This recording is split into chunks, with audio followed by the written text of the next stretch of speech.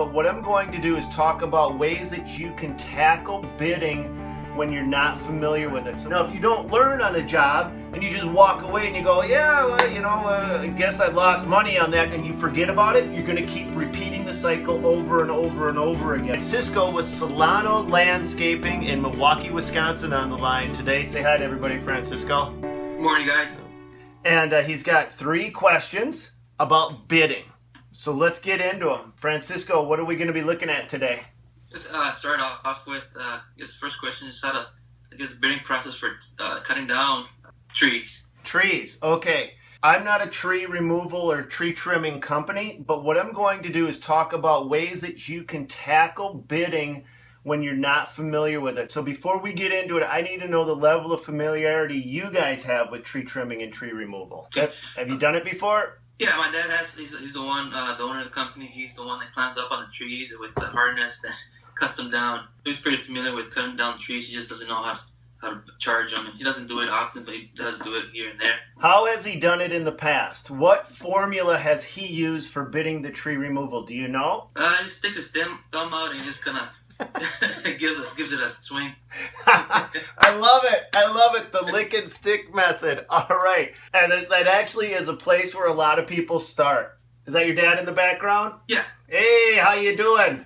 Hey, fine. How are you? Good. Hey, thanks for reaching out. Appreciate it. The lick and stick method is a fine place to start, but when you do a lick and stick, Francisco, what you need to do from that point is you need to analyze your numbers. So you've already cut some trees down. You already know, hey, I charged $400 for this tree. It took me how many hours? Did it take you 4 hours? If it took you 4 hours, you guys can go, I made $100 an hour.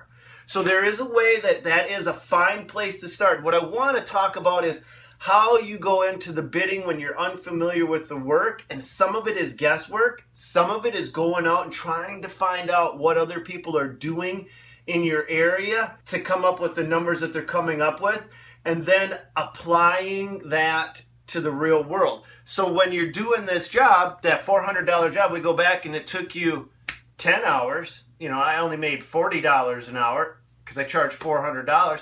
I need to up my bid on the next job. So every job that you come into, you should be looking at your numbers, analyzing where you come out. Did you come out good? Did you come out too low? Did you come out ahead? And then taking it to the next level and refining those numbers. So every area is different. It doesn't matter if you're in Milwaukee, Wisconsin, Mendota Heights, Minnesota, if you're in San Francisco, if you're in Austin, Texas.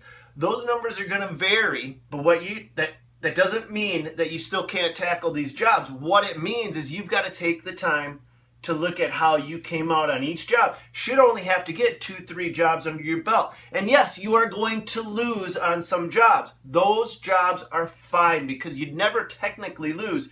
You always learn. Now, if you don't learn on a job and you just walk away and you go, yeah, well, I guess I lost money on that, and you forget about it, you're going to keep repeating the cycle over and over and over again.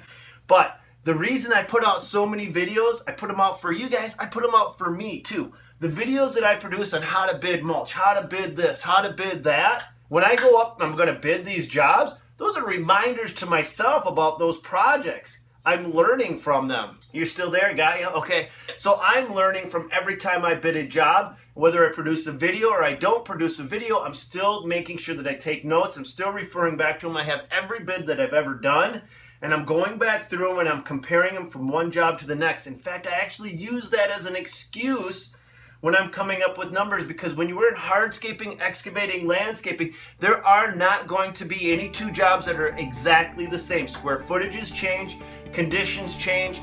There's a lot of different things, a lot of factors that go in there, but I can use them as guidelines for my next job going down the road. Does that make sense, Francisco? It does. Beautiful. Thank you. Okay, perfect. Another question you had is just basic pricing for sprinkler installation.